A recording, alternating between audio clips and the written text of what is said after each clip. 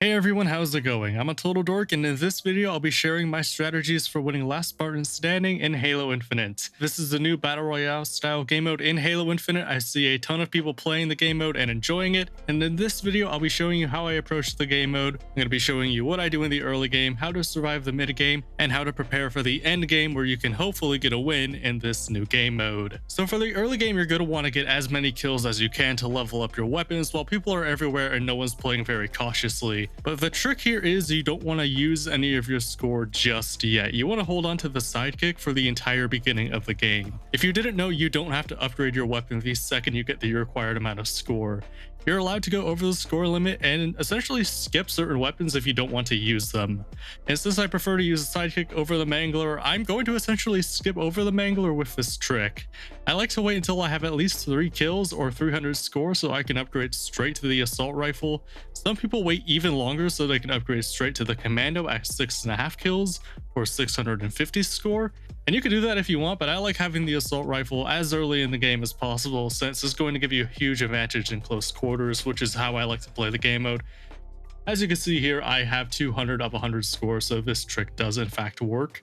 If you were at all worried about it, and you're going to see me get another kill here and go straight to the assault rifle without any issue. So in the early game, you should stick to an area of the map. It's most likely just going to be wherever the game happens to spawn you, and you should just get as many kills in the area as you can. Go for headshots with a sidekick to maximize kill potential, and if you see grenades or an overshield or active camo power up, definitely use it. We want to be aggressive and get kills here, but we don't want to use any of our lives if we don't have to. It's okay if we die once or twice in the early game, but obviously the more lives you have in the mid and late game, the better. So as you can see, I have the assault rifle now, and the best thing you can do at this point is start playing defensively and lock down an area of the map. People are going to start getting low on lives and even get eliminated at this point in the game. And that means people are going to be playing way more cautiously than they were in the early game. So to get the advantage on these players, we have to be smart. Since I have the assault rifle with not a lot of range, it's best to lock down an area of the map and let all of the enemies come to me. I like to lock down this middle building of the map where the laser cutter spawns in, where I am right now.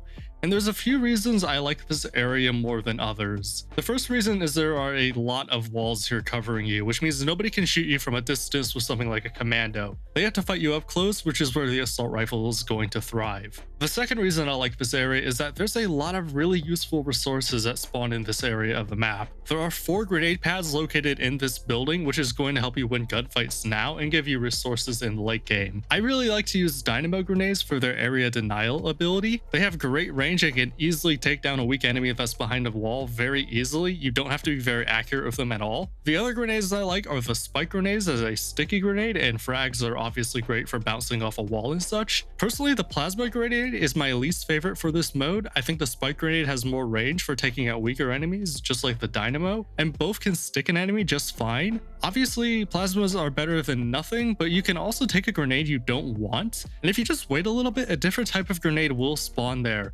And you can just spawn grenade types until you get the type you want. The other thing that can spawn around here are overshield and active camo power-ups, and they're going to be great for the mid game, but they're especially good for the late game. Overshields are almost an extra life because it's really difficult for someone to single-handedly take down someone with an overshield when they don't have one. And active camos, while not as good in my opinion, can let you get the jump on otherwise unsuspecting players.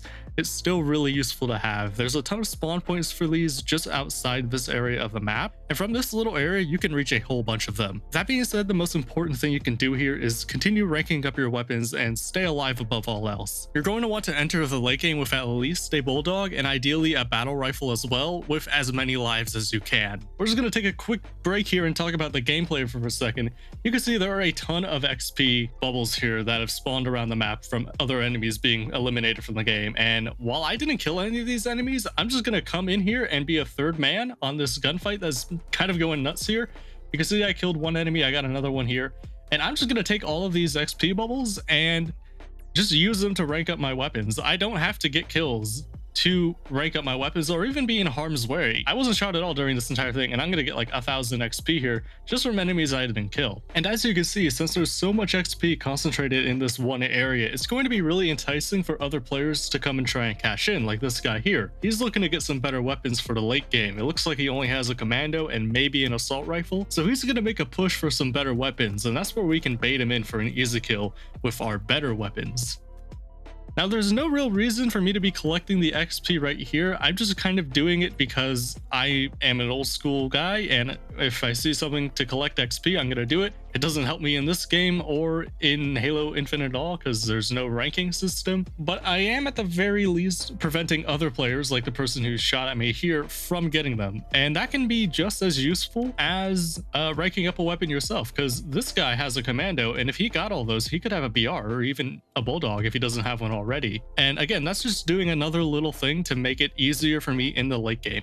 Speaking of the late game, that's about where we are in this match, and if you don't have at least a bulldog by this point, you're going to be in for a bad time. In close quarters, the bulldog does outclass the assault rifle, assuming of course you can hit your shots with the bulldog. Not having a battle rifle isn't as detrimental, but it's obviously good to have one. If you don't, you're gonna have to force enemies to come to you and engage you on your terms, which should mean that you're getting them close enough to hit them with a bulldog, and you just have to hope at that point your aim is more effective than theirs, because they almost certainly have a bulldog, and even then the assault rifle is still pretty deadly. At this point, you're just going to be focusing on winning your gunfights and using your grenades, overshields, and active camos as best you can. The best thing you can do as the zone is closing in is trying to control whatever power positions are available inside the zone and defend the area as best you can. In this game, that power position happens to be this giant building on this side of the map, and this guy already knows what he's doing. He had an overshield, and like I said earlier, because I didn't have an overshield and he did, I'm pretty much guaranteed to lose that gunfight.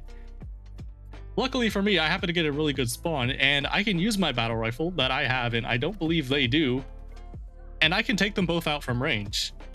And that's one of the things about Last Spartan Standing, is that for as skilled as you may be and for as much as you may know, you do have to get lucky sometimes. That was obviously a very, very lucky spawn. I happened to spawn within a line of sight of not just the player that killed me, but another player that happened to be running up on him.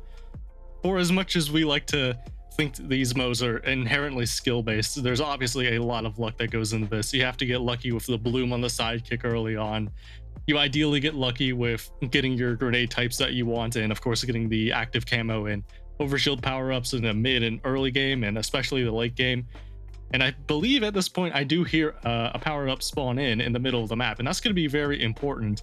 Not just because I don't want the other players to get that, but because I know what happens in just a minute here, and it's going to be very important to me winning this game. So at this point, I'm really just trying to take things slow. I'm listening for enemy players because I don't have a radar to help me. I'm looking out for them. At this point, a grenade is going to come right into my field of view in just a second here. Apparently, it's taking a little longer than I remember. But this is the thing. You don't need to look out for enemy players. You can have them come to you. And in this case, I'm going to use the active camo power up. Let him come to me. He has no idea where I am. I have no idea where he is for a minute. But because I have the active camo, I get the drop on him. Again, there's no reason for me to be collecting the XP here. I'm just doing it because force of habit. I see something shiny and says it's going to give me XP. I'm going to do it. But at this point, I still have the active camo power up. So I'm going to make use of that by traversing the map. I'm going to get back to the top of this building and give me a good power position. This, of course, gives me the advantage of height. I'm looking for the enemy player here. I turn around. He has no idea where I am. I know where he is. I have the battle rifle.